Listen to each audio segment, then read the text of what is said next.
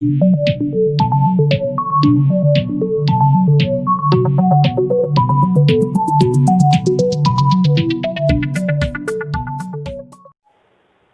Students, concepts of physics में आपका स्वागत है। क्लास 12 के फिजिक्स में हम लोग करंट इलेक्ट्रिसिटी यूनिट कर रहे हैं और इसमें अब तक हम लोगों ने किरचॉफ्स लॉ और व्हीटस्टोन ब्रिज देखा है। आज का हमारा टॉपिक है मीटर ब्रिज, इसको स्लाइड वायर ब्रिज भी कहते हैं। ये पूरी तरह से व्हीटस्टोन ब्रिज के प्रिंसिपल पर काम करता है। देखें, ये एक प्रैक्टिकल इंस्ट्रूमेंट है। पहले ये इंस्ट्रूमेंट क्या है वो मैं आपको समझा दूं। एक वुडन बोर्ड यानी लकड़ी के तख्ता, लकड़ी के तख्ते पर ये 3 कॉपर स्ट्रिप जुड़े होते हैं। ये एक एल शेप का कॉपर स्ट्रिप, ये भी एल शेप का कॉपर स्ट्रिप और ये एक सेंट्रल लीनियर कॉपर स्ट्रिप। इसमें देखिए, इन दोनों कॉपर स्ट्रिप के बीच में एक गैप होता है, इसको बोलते हैं लेफ्ट गैप, और इन दोनों कॉपर स्ट्रिप के बीच में जो गैप है उसको बोलते हैं राइट गैप। लेफ्ट गैप में एक रेजिस्टेंस बॉक्स कनेक्ट किया हुआ है जो आप देख रहे हैं, रेजिस्टेंस बॉक्स आर, और राइट गैप में एक अननोन, एक ऐसा वायर कनेक्ट हुआ होता है जिसका रेजिस्टेंस अननोन होता है, जो हमें पता नहीं होता है, और इस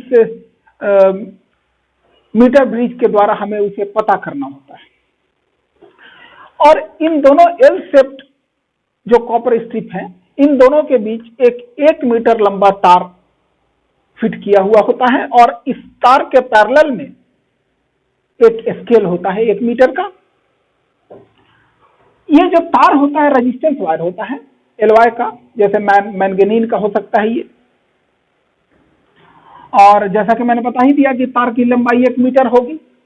और इस सेंट्रल कॉपर स्ट्रिप के बीच वाले पॉइंट से इस तार को कनेक्ट किया जाता है एक गैल्वेनोमीटर के साथ,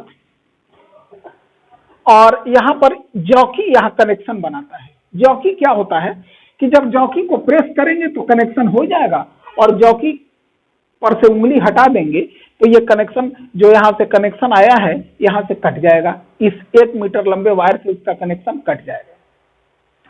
और दूसरी बात, इस जॉकी को इस पूरे 1 मीटर वाले लंबे वायर पे हम लोग स्लाइड कर सकते हैं। स्लाइड करके जहां मर्जी वहां प्रेस करेंगे तो कनेक्शन हो जाएगा। यहां हम लोग करते क्या है, जॉकी को यहां से लेकर के स्लाइड कर करके फिर प्रेस करेंगे बटन, फिर स्लाइड करके प्रेस करेंगे, और देखेंगे कि गैल्वेनोमीटर में करंट बता रहा है कि नहीं। जब तक गैल्वेनोमीटर में डिफ्लेक्शन देगा तब तक हम लोग मूव कर करके चेक करते रहेंगे, और लाकर उस जगह पर रोक देंगे। जैसे मान लीजिए यहां पर हमने चेक किया तो गैल्वेनोमीटर कोई डिफ्लेक्शन नहीं दे रहा है, तो यहीं पे रोक देंगे, और ये लेंथ अब हमारे लिए बैलेंसिंग लेंथ कहलाएगा। यानी जब जॉकी को एल लेंथ पर हमने कनेक्ट किया है, यानी इस पॉइंट का नाम अगर मैं ए देता हूं और इस पॉइंट का नाम बी, यानी वायर ए बी है और ए से जे के बीच का लेंथ एल है, तो इस लेंथ पर गैल्वेनोमीटर में कोई करंट नहीं फ्लो कर रहा है जॉकी को प्रेस करने के बावजूद भी। इसका मतलब ये एल लेंथ बैलेंसिंग लेंथ है।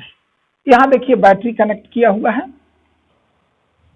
अब देखिए इसी का सर्किट डायग्राम, चूंकि ये समझने में यहाँ सर्किट डायग्राम में ज्यादा क्लियर होगा।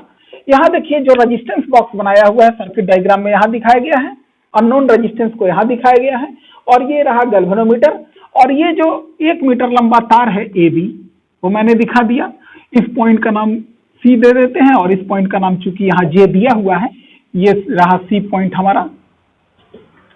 तो अब ये जो जॉकी वाला पॉइंट है, इस 1 मीटर लंबे तार पर स्लाइड करते करते वहां रोक दिए जब गैल्वेनोमीटर डिफ्लेक्शन 0 बताने लगा। 0 बताने का मतलब कि अब इस रास्ते कोई करंट फ्लो नहीं कर रहा है। तो जरा देखिए, ये बिल्कुल आपको व्हीटस्टोन ब्रिज की तरह दिख रहा है जो इसके पहले हमने टॉपिक पढ़ा है। यानी जब इस रास्ते कोई करंट ना फ्लो करे, इसका मतलब पोटेंशियल ऑफ सी और पोटेंशियल ऑफ जे बराबर हो जाएगा। इन दोनों में कोई पोटेंशियल डिफरेंस नहीं होता है। और व्हीटस्टोन ब्रिज में हम लोग पढ़ चुके हैं कि ऐसी स्थिति में this resistance by this resistance, इसका जो रेशियो होगा वो इक्वल होगा this resistance by this resistance. यानी कि ये कंडीशन ऐसा हो जाएगा व्हीटस्टोन ब्रिज के थ्योरी के अनुसार, R/X इज इक्वल टू, मान लीजिए ए से जे के बीच में जो लेंथ एल है इसका रेजिस्टेंस R1 हमने नाम दिया है, और जे से बी के बीच में रेजिस्टेंस जो है उसका नाम हमने R2 दिया है। ये होना चाहिए, इससे अगर करंट नहीं जा रहा है तो ये रेशियो बराबर होना चाहिए, this resistance by this resistance equal to this resistance by this resistance. ये आपको क्लियर होना चाहिए।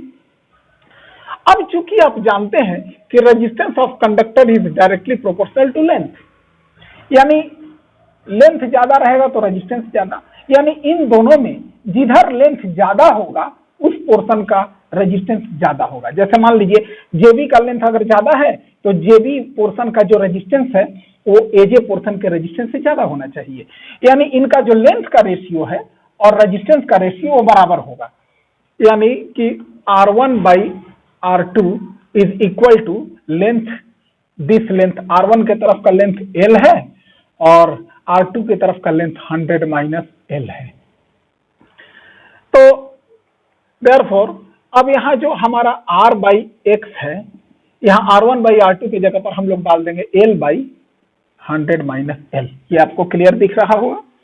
और इसके अनुसार चूंकि प्रैक्टिकली ये L की वैल्यू जो है, ये L की वैल्यू प्रैक्टिकली हम लोग फाइंड आउट कर रहे हैं स्केल में, इसके पैरेलल में स्केल है और वहां लेंथ देख लेंगे कि ये कितना सेंटीमीटर पर बैलेंसिंग लेंथ मिला, यानी A से J के बीच में कितना लेंथ है वो लेंथ यहाँ पुट करेंगे और अननोन रेजिस्टेंस की वैल्यू आ जाएगी R into 100 minus L upon L, और इस प्रकार हम लोग अननोन रेजिस्टेंस का वैल्यू फाइंड आउट कर लेते हैं। इसको समझें और आप इसको नोटबुक पर कैसे नोट करेंगे मैं अभी बता देता हूं आपको। अब देखिए आप नोटबुक पे कैसे नोट करेंगे। सबसे पहले अपना टॉपिक दे दीजिए मीटर ब्रिज, उसके बाद लिखिए it is an electrical instrument which works on the principle of Wheatstone bridge. It is used to measure the value of an unknown resistance. आगे पैराग्राफ चेंज करके लिखें The figure shows a meter bridge and its circuit diagram. The resistance box is connected in the left gap, whereas ऐसा लिखें तो ज्यादा अच्छा रहेगा, the resistance box R is connected in the left gap, whereas an unknown resistance X is connected in right gap. If the balancing length is L, then for balance meter bridge, उसके बाद आप figure बना लें दोनों, और figure बनाने के बाद यहां लिखें R by x is equal to R1 by R2, side में इधर लिख दें, where R1 is the resistance of the length AJ and R2 is the resistance of the length JB of the meter bridge wire. आगे लिखेंगे since resistance of a conductor is directly proportional to its length, R directly proportional to L, फिर उसके बाद therefore R1 by R2 is equal to L by 100 minus L। मैंने आपको अच्छे तरीके से समझा दिया है। therefore अब यहाँ R1 by R2 के जगह पर L बटा 100 minus L आपको बैठा देना है और फिर X को सब्जेक्ट बना देना है और इसको आपको लास्ट में बॉक्स में बंद कर देना है।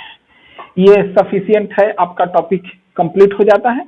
अच्छे तरीके से नोट कर लें, कैसे कैसे नोट करना है ये भी मैंने आपको बता दिया है, और इसके बाद मैं कल के वीडियो में आपको बताऊंगा इस पर आधारित न्यूमेरिकल्स जो सीबीएसई बोर्ड में भी बहुत ज्यादा पूछे जाते हैं और ज्यादा नंबर के पूछे जाते हैं। याद रखें 5 नंबर के क्वेश्चन आते हैं इस टॉपिक से, इसीलिए इस पर बहुत ध्यान देना जरूरी है। धन्यवाद।